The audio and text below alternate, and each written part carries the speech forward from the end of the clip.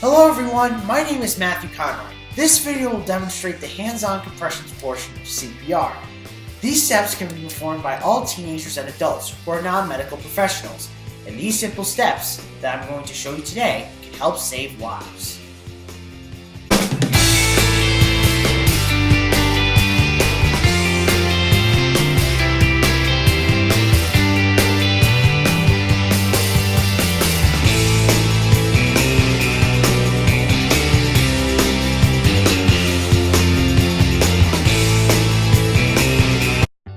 The objective of this video is to teach and demonstrate to adults and teenagers who are not in a hospital setting, such as at home, work, school, gym, or at the park, how to perform hands-only CPR. Hands-only CPR is CPR without mouth-to-mouth breaths.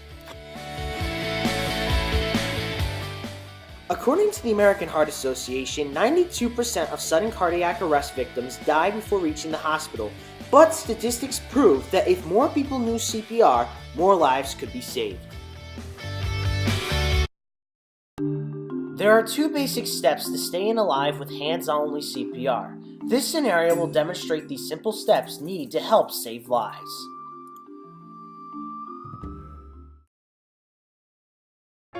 Our scenario begins with our first character, the victim, shoveling snow in the front of his home. After a half hour or so of shoveling, the victim returns into the house, perspiring and grabbing at his chest. After removing his coat, the witness noticed the victim to be struggling and then collapsing to the ground.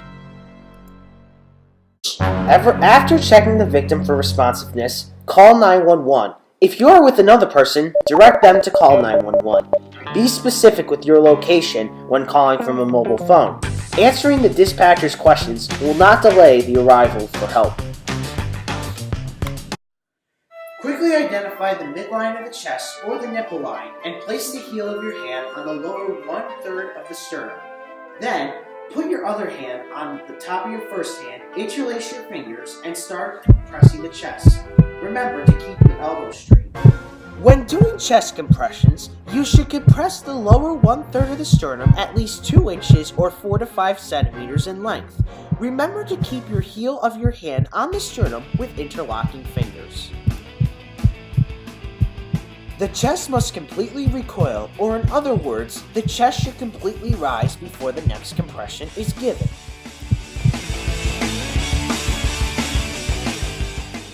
When doing chest compressions, you may feel snaps and pops when the process begins. When you hear them, it is important that you do not stop. You are not in any circumstances going to hurt the victim.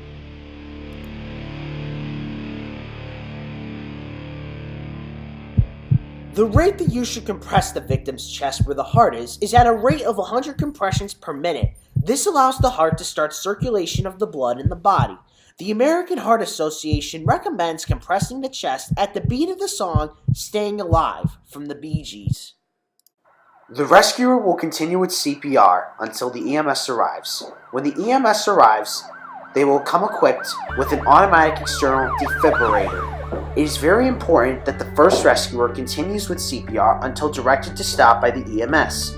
The EMS provider will first attach the pads to the bare chest.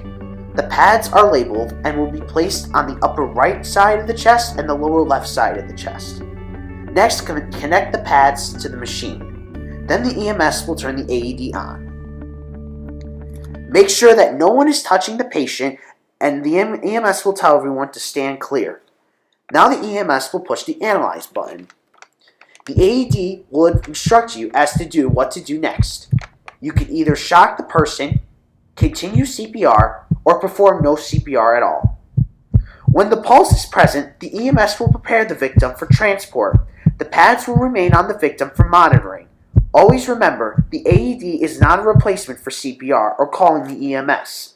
Always give compressions or CPR until an AED is ready to use.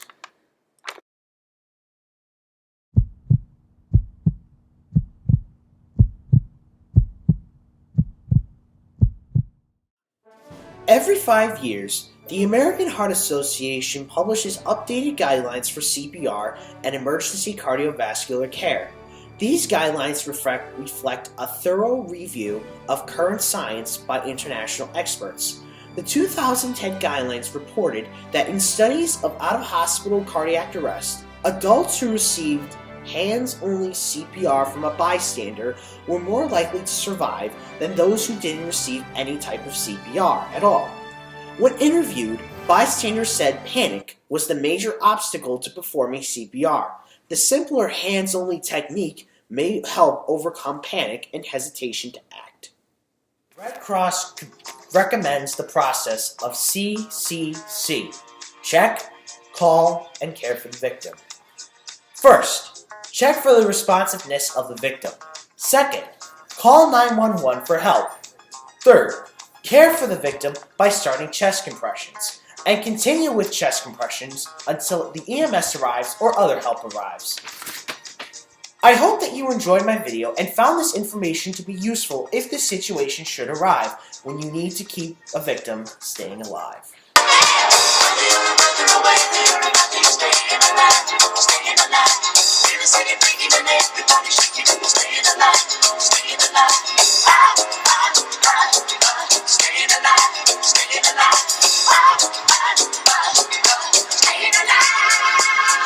Nope.